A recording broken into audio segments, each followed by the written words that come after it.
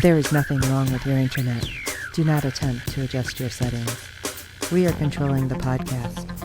We control the squealing and the screams. We can make your heart flutter, your eyes blur from tears, or sharpen your mind to crystal clarity. For the next hour, sit back. We are in control of what you hear. We repeat, there is nothing wrong with your settings. You are about to experience the awe and mystery known as the female mind. You are now entering the Fangirl Zone.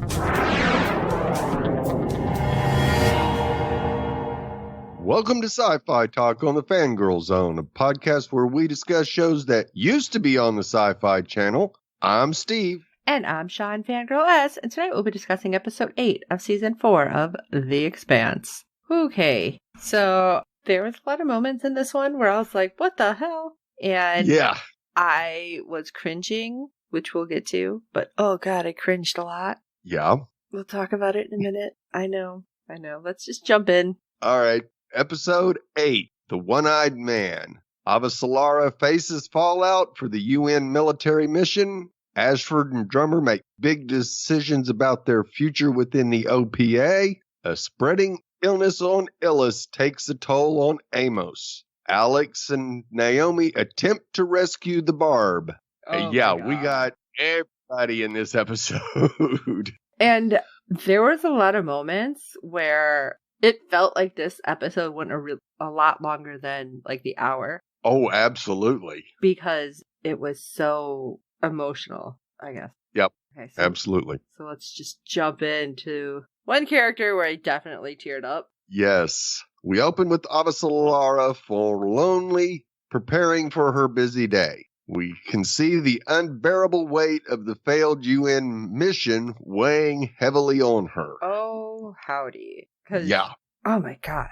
Talk about a great actress. She's always so smart and cocky, I guess is the best word for as Avasalara. Oh, yeah. She looked like a whole different person. Yes.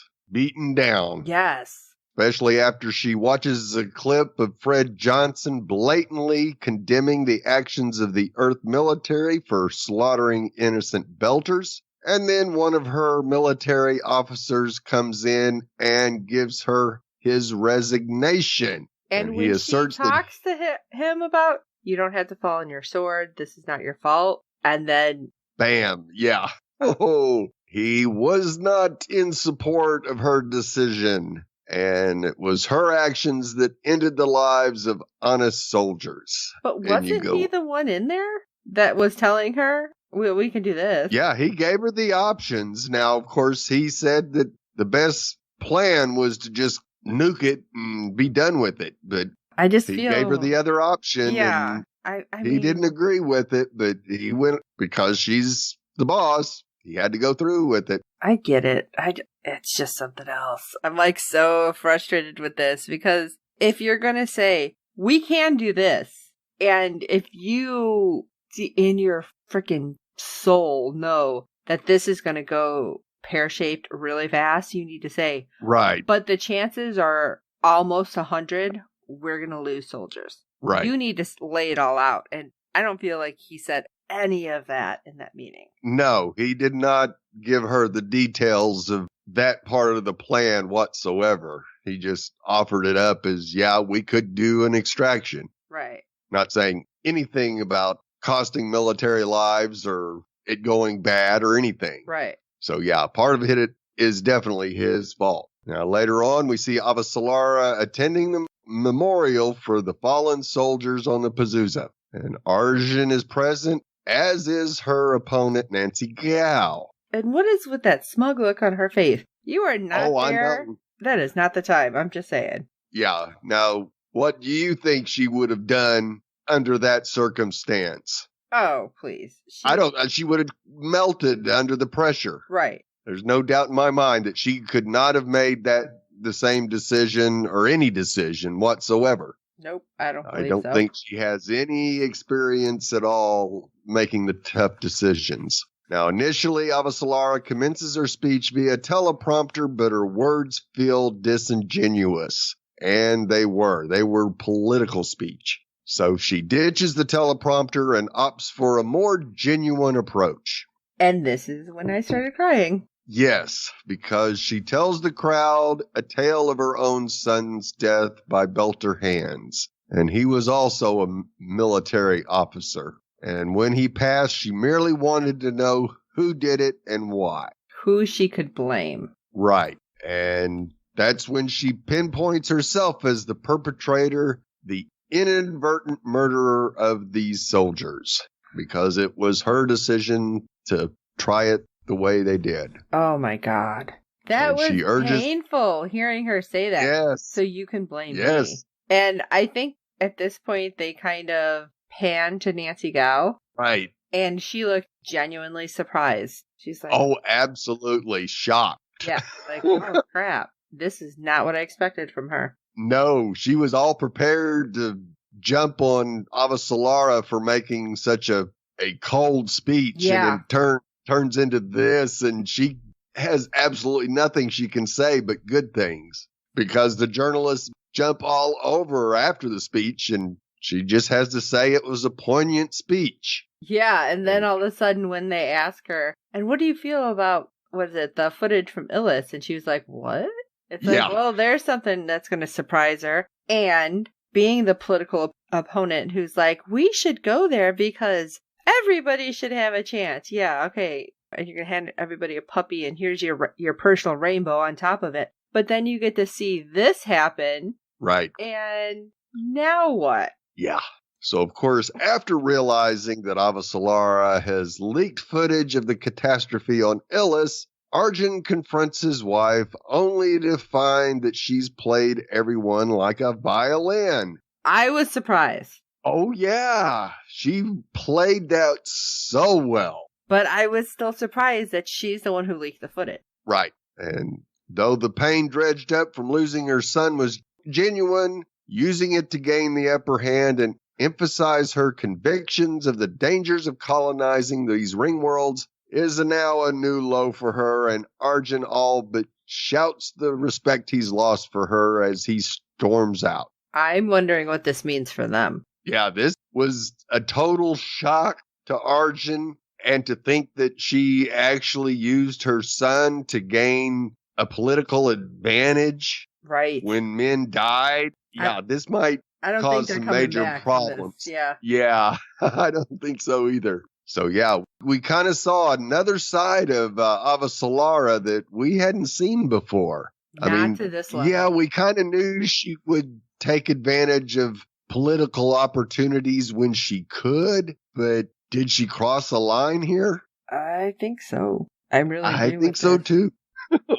That's hard to say. So we go over to Mars and check in on Bobby, and we see her sitting with S.A., Lily, and of course, Mr. Unknown Beltran. And she still doesn't trust Beltran as he brushes off all her questions and fails to reveal the details of their impending big mission. Sounds just like the last one. Right? Now, Issei trusts him, though, so she has to get out or go along with it. So she decides later on that she's going to pay Issei a visit at his home. Oh, here's a shocker. He appears to have a normal life, a wife and 2 children and a nice home. He's a family man with a steady, seemingly honorable vocation. So what the hell's going on?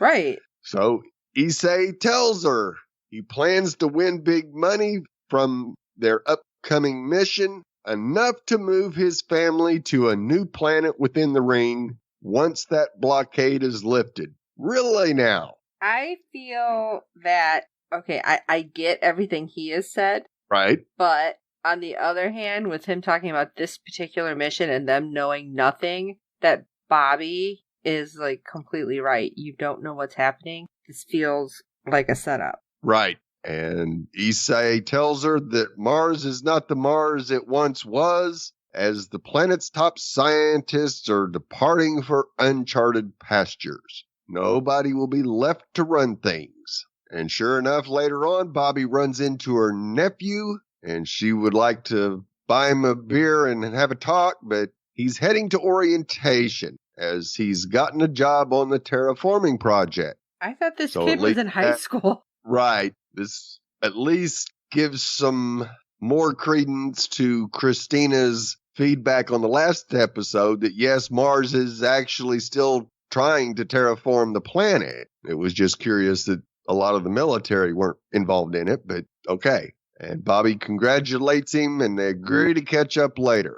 And then we see Bob learning something else that just causes all kinds of issues as Thomas has accepted a job on Europa and he wants her to come with him. And I thought that was like, oh, that's nice. He's like, no, I want us to be together. But man, she went a whole different route with that. Oh, absolutely. But it doesn't help. He tells her he knows she's involved in some shady dealings in the black market, hence her now overabundant cash flow. When he's like, the fancy hotel room, and I'm like, wait a second. That looks like a teeny tiny, I wouldn't say fancy hotel room, but okay. Right.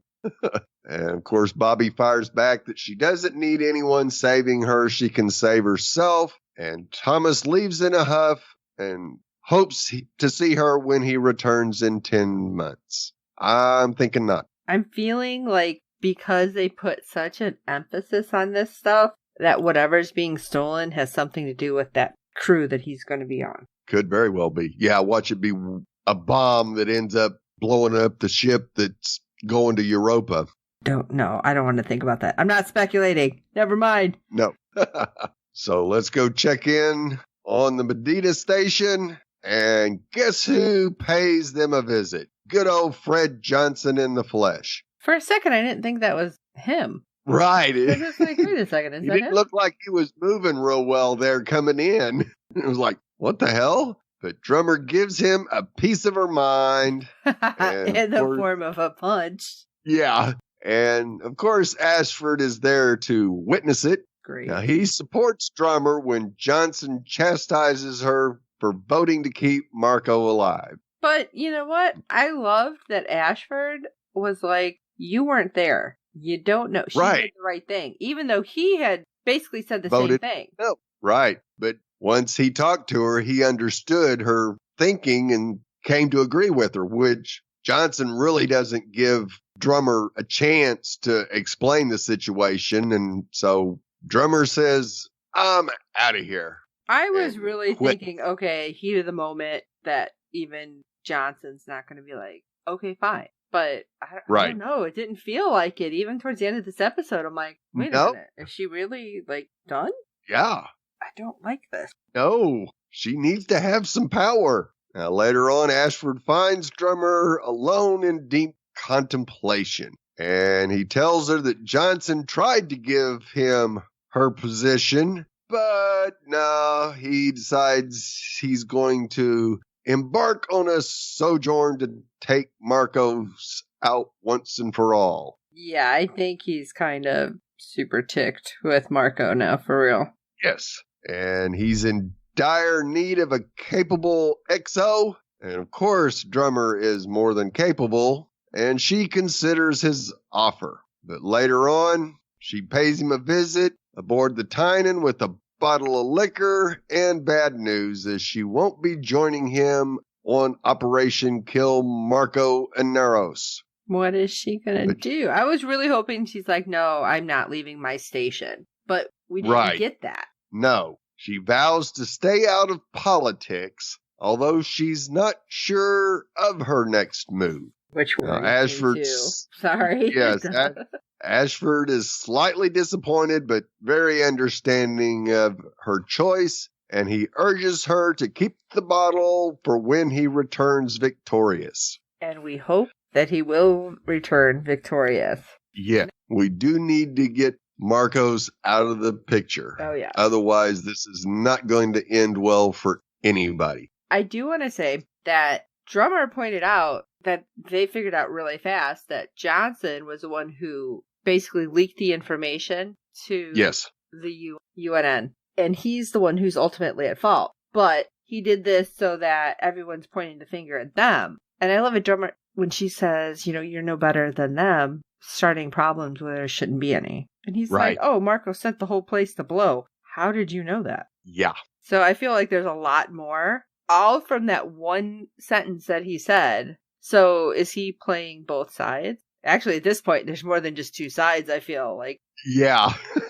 Like, yeah, I still think that him and Dawes are still doing things that are not in the best interest of the entire Belters, put it that way, where Drummer is trying to do what's best for all Belters. right. So, yeah, it would not surprise me if we find out more about Johnson and Dawes and their dirty little schemes. Maybe that's what Drummer will do, is go after them. Oh, nice. They're probably working with Marcos, too. Yep. So we go over and check in on the Rossi, where we see Naomi, Oh, my God.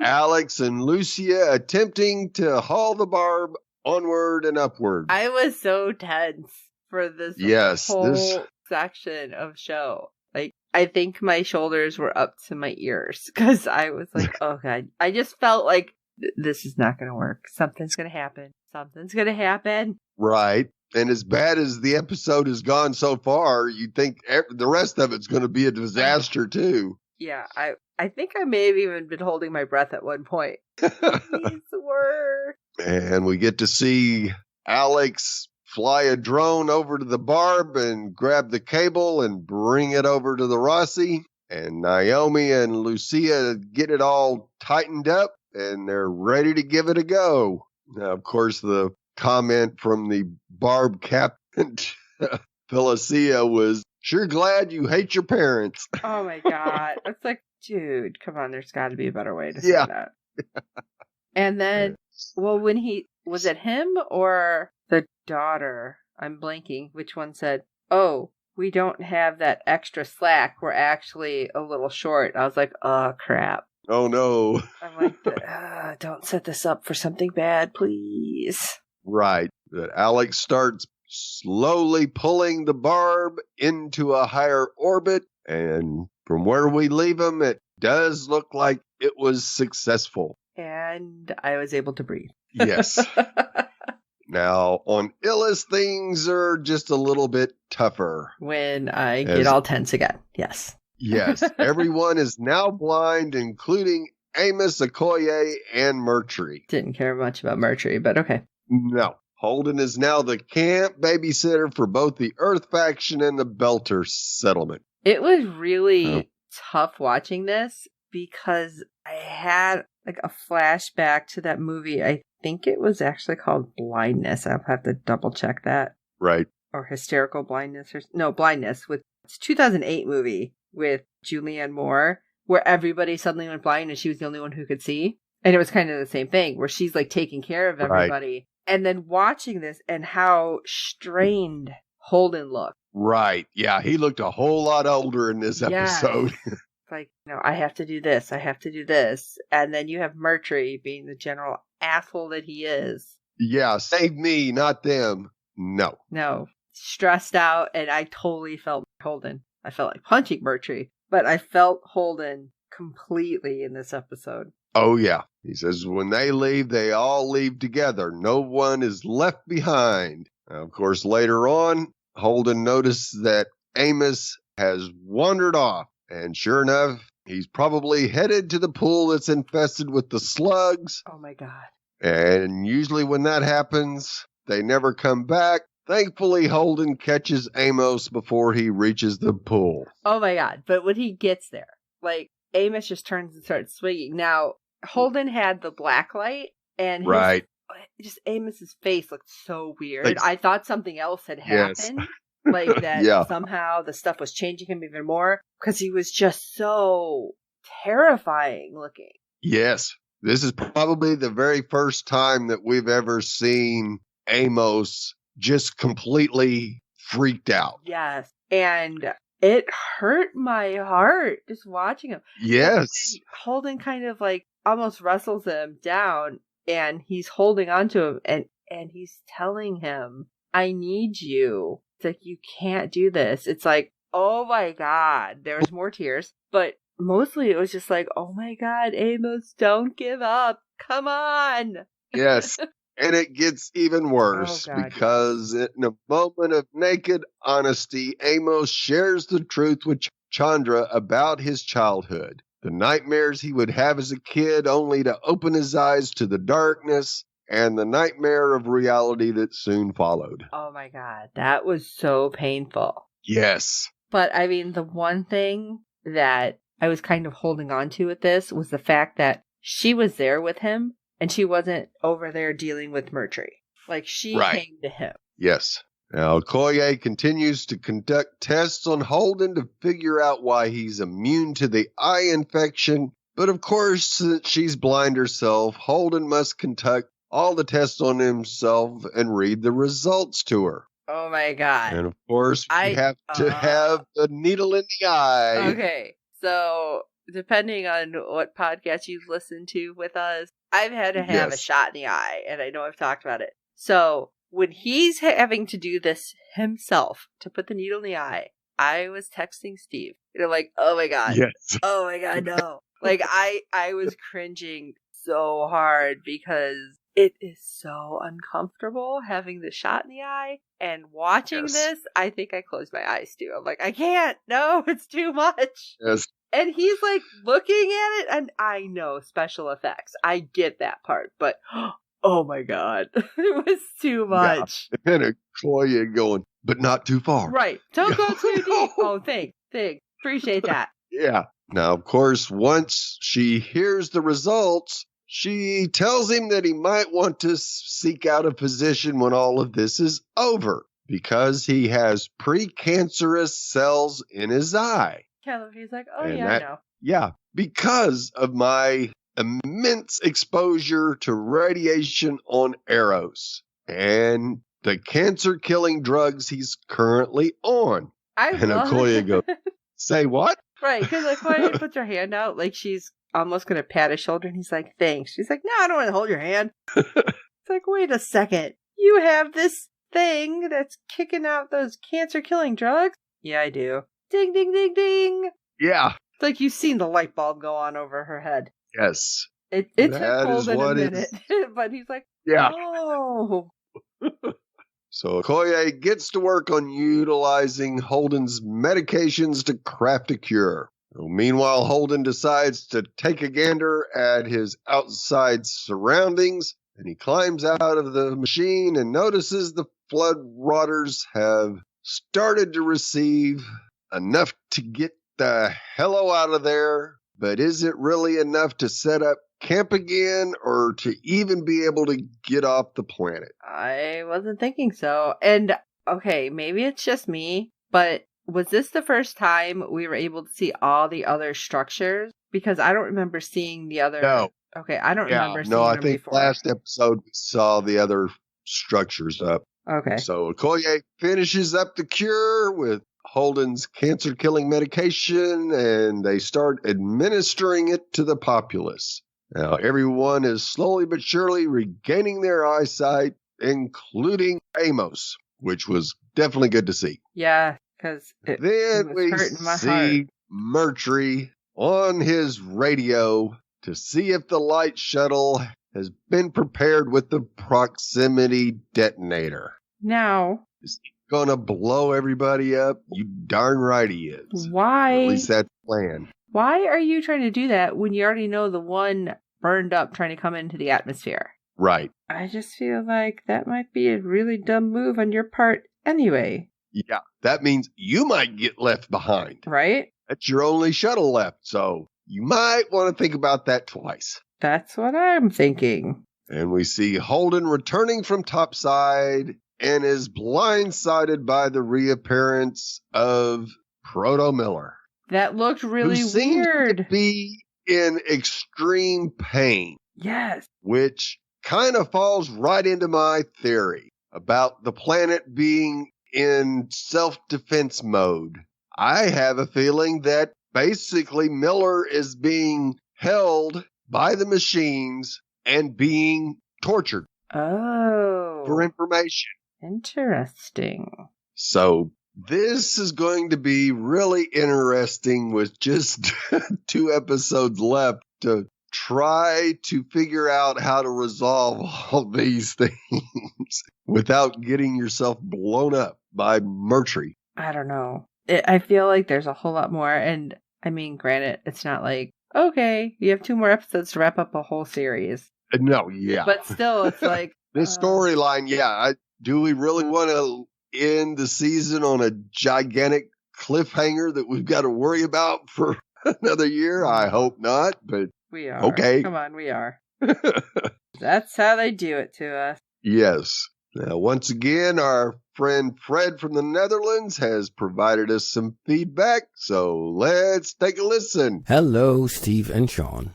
This is Fred from the Netherlands with some feedback for the Expanse Season 4, Episode 8. Wow, this was a positive episode. Actually, I was expecting a lot of bad things again, but it is really a relief that some things do work out. And I was really expecting when they put out the cable, it wouldn't work, or it would be just 10 meters too short, which of course wouldn't be a problem because then moving the spaceship a little, but it was so dramatically filmed and so slow that you really would expect something would go wrong. But it didn't, it just worked out. One, of course, medical nitpick is that the medicine for the eye problems on the planet, that worked as well, but the recovery of the patients is a little bit too quick. You expect it if there is a molecule or a virus or whatever. That's not what's making you blind. What's making you blind is that your own tissue is destroyed somehow, and the recovery of that is a little bit quick. Even in your bowel, it takes 2-3 days to get cured from your tropical diarrhea or something like that. And the tissue in your bowel is regenerating every 2-3 days. But that's not true in your eyes. But okay, nobody said it was a medical show. And even in medical shows, they get it often very wrong. Mercury said that in the land of the blind, the one-eyed man is king. But now he has his sight back. He is back to his old, being the big bad down there, checking whether he could use the light shuttle as a bomb. And of course the big question here is at the end, after everything is good, what is happening to Holden's brain and to Miller? Is this the end of Miller? The fight between Avasarala and her husband Aryan is just a platform to show what her inner thoughts are. It's a weak writing ploy, I think. Okay, greetings, all the best, Fred from the Netherlands. Yeah, Fred, you weren't the only one glad that things worked out as well as they did for the Rossi and the Holden crew, that's for sure. Yeah, like I said, I was expecting bad things to happen too. But I have to say, okay, you're like, oh, it worked out. It worked out so far. Yes. Because I trust nothing. No, I don't either, especially with Mercury on the planet with Holden. Right? And yes, and the medicine going too quick, I totally get that. Like I said, just the shots in the eye. I have the little, I call him my little bubble buddy when I get the shots because I have a little bubble that kind of floats around in there for a while. It's really weird. So I feel like, yeah, it might take a little time, but we're going to speed it up for the sake of television. I get that. Right. But I say one thing with that. Like, did you notice there was a lot of the green goo coming out of their eyes? And yes. I was hoping that was supposed to be like the stuff dying and like oozing out, but it was like, ugh, that's gross. Yeah, not a pretty sight. And yeah, Mercury is back to his old self again. He should have been like the last one to get the shot. Yeah, really should.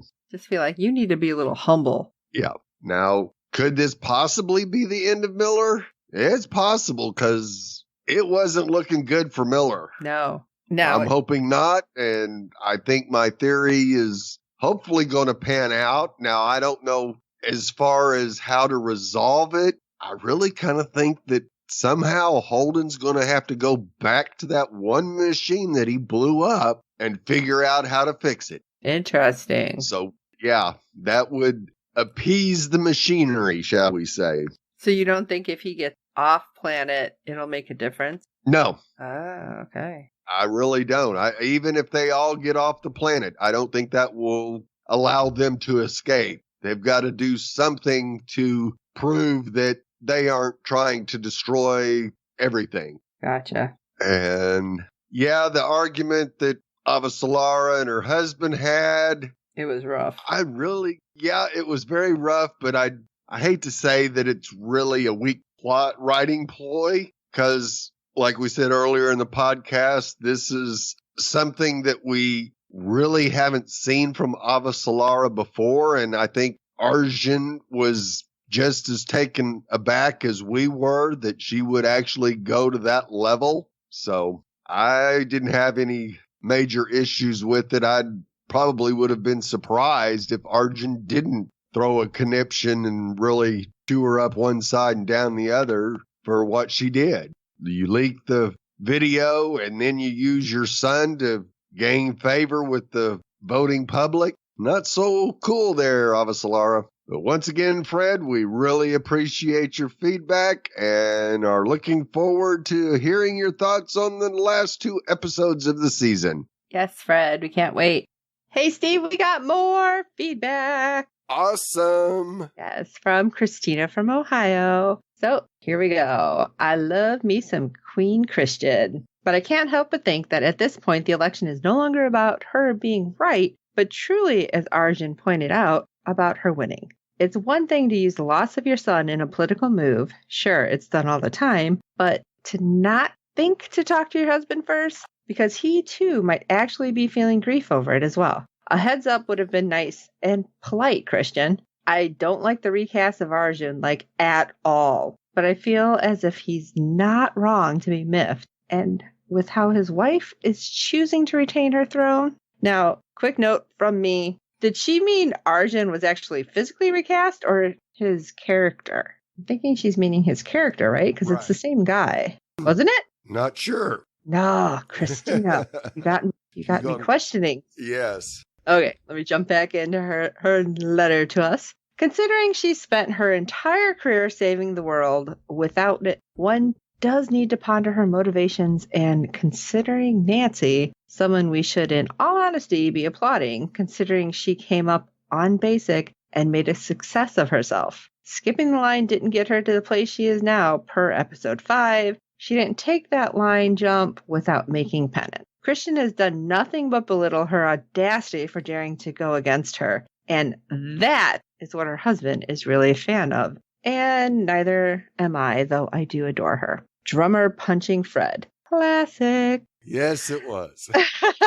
Ashford going after Marco himself. Lord, protect this man. But I love his and Drummer's friendship, and it was bittersweet watching them part. Small book spoiler. Uh-oh. Drummer was a very small character in the books. She's now taken over several character arcs. Ashford was an absolute brute and an ass, and you would have totally cheered when he died.